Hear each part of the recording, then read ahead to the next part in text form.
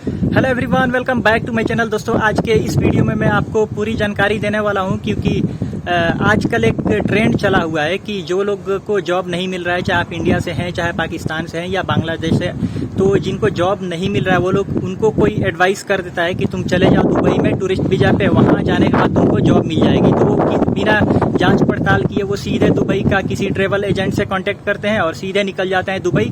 और वहां जाने के बाद जब जॉब नहीं मिलती है तो फिर वो बैक आते हैं अपने कंट्री में और आकर के ये बोलते हैं गया। और जिनका जॉब लग जाएगा वो तो ये बोलेंगे मजा आया। तो इसीलिए इस वीडियो में मैं आपको पूरा क्लियर कर देने वाला हूँ किन्हें जाना चाहिए किन्हें नहीं जाना चाहिए। ये डिसाइड आपको करना है क्योंकि पैसा आपका लगेगा, जा करके टाइम वेस्ट आपका होगा। तो किनका टाइम वेस्ट हो सकता है, किनके जॉब के लगने के चांसेस ज्यादा है। तो चलिए इस वीडियो में मैं आपको पूरी जानकारी डिटेल में समझाता हूँ।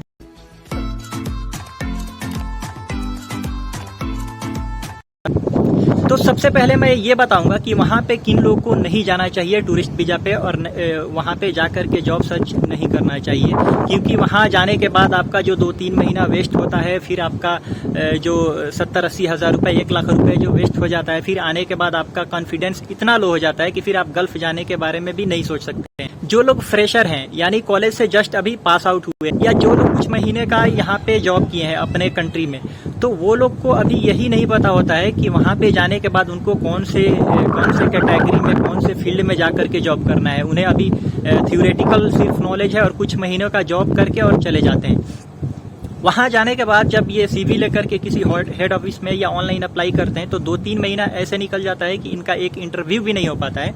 तो इसीलिए जो लोग अभी फ्रेशर हैं या इंडिया में कुछ महीना काम किए हुए हैं वो लोग जा करके अपना टाइम वेस्ट जो करते हैं वहां पे और फिर पैसा बर्बाद करके अपने वापस आ जाते हैं। आने के बाद उनका कॉन्फिडेंस इतना लो हो जाता है कि फिर वो गल्फ जाने के बारे में सोचते भी नहीं है। इसीलिए वो लोग नहीं जाए तो ही बेहतर होगा। अच्छा होगा कि आप इंडिया से ही या पाकिस्तान से ही वहीं से किसी कंसल्टेंसी के थ्रू अच्छे वाले पता करके इंटरव्यू दे करके, थोड़ा टाइम लगे लेकिन तभी आप जाएं। हाँ, अगर आप एक फ्रेशर हैं और आपका एक कोई वहाँ पे बहुत ही अच्छा रेफरेंस है, कोई आपके जानने वाला रहता है, अगर वो श्योरिटी देता है कि वहाँ पे बात कर ली आपकी जॉब लगेगी टूरिस्ट वीजा पे आने के बाद, वो करवा देगा, तो आप उसके भरोसे पे जा सकते हैं। लेकिन ऐसे किसी के बहकावे में वो ट्रेवल एजेंसी में जाकर के आप वीज़ा निकाल के चले जाते हैं, जाने के बाद आपके साथ बहुत बड़ा मुश्किल का सामना करना पड़ता है क्योंकि फिर वापस आने के बाद सब कुछ बेकार हो जाता है।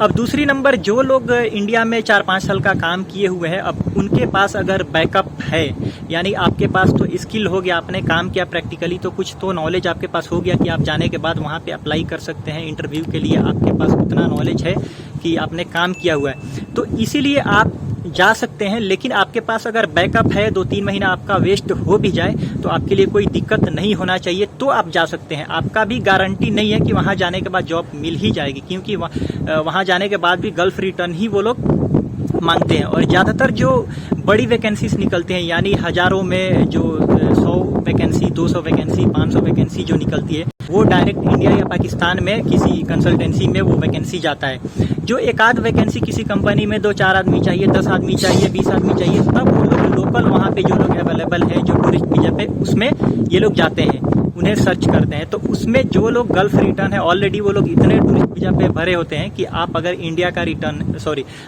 अगर इंडिया में आपका सिर्फ एक्सपीरियंस है तो आपको वो लोग कंसीडर बहुत मुश्किल से करते हैं। तो अगर आपके पास सिर्फ इंडिया का एक्सपीरियंस है तो आप अपने ऊपर रिस्क ले सकते हैं, जाने के बाद जॉब मिल भी सकती है। लेकिन हाँ, आपके पास अगर बैकअप है, कुछ 5-10 लाख रुपए आप रखे हुए हैं, आपके जाने के बाद घर का सब कुछ अच्छा से चल सकता है, तो आप जा सकते हैं, नहीं तो फिर आपके लिए भी जाना थोड़ा मुश्किल है। अब जो तीसरा नंबर आता है, जो लोग गल्फ रिटर्न है, तो जो लोग गल्फ रिटर्न है तो हो सकता है उनके पास भी बैकअप हो।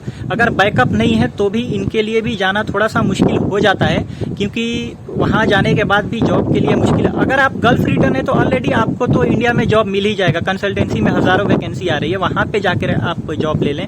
अगर आपके पास बैकअप है, आप सोचते हैं कि मेरे जाने से कोई फर्क नहीं पड़ता है, तो इन लोग को चांसेस ज्यादा होते हैं कि इन्हें जॉब मिल जाता है। तो इनके लिए रिस्क थोड़ा कम होता है जो लोग गल्फ रिटर्न होते हैं। तो मैं यही सजेस्ट करूंगा, जो लोग अभी तक गल्फ रिटर्न नहीं हुए हैं वो लोग बहुत ही, अगर उनका तगड़ा वाला रेफरेंस है तो वो जाएं, अगर नहीं है तो नहीं जाएं, क्योंकि अगर आप आ गए, आपका जॉब मिल गया तो आप तो ये बोलेंगे मजा आया।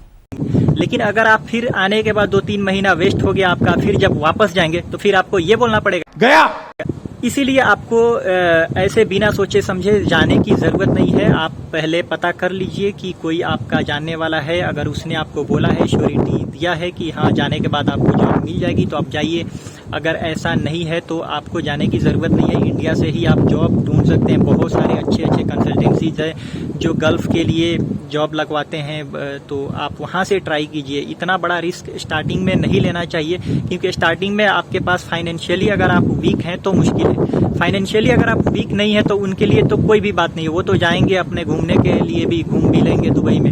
लेकिन आपके पास सब कुछ है, अगर आपका फैमिली आपके ऊपर डिपेंड है तो थोड़ा सा मुश्किल हो जाता है। तो आप स्टेप उठाइए, लेकिन अपना थोड़ा सा सेफ जोन में ही रहना चाहिए होता है, क्योंकि आपका कोई वहाँ पे जानने वाला नहीं है तो फिर आपको जॉब सर्च करना भी मुश्किल हो जाता है। अगर आपको ये वीडियो अच्छी लगे तो चैनल को सब्सक्राइब कीजिए, अगर अच्छी नहीं लगे तो आपको कोई बात नहीं, आपकी मर्जी है। और गल्फ़ जॉब से रिलेटेड या गल्फ़ के बारे में कुछ भी जानना हो तो मेरे चैनल को सब्सक्राइब कीजिएगा। Thank you very much.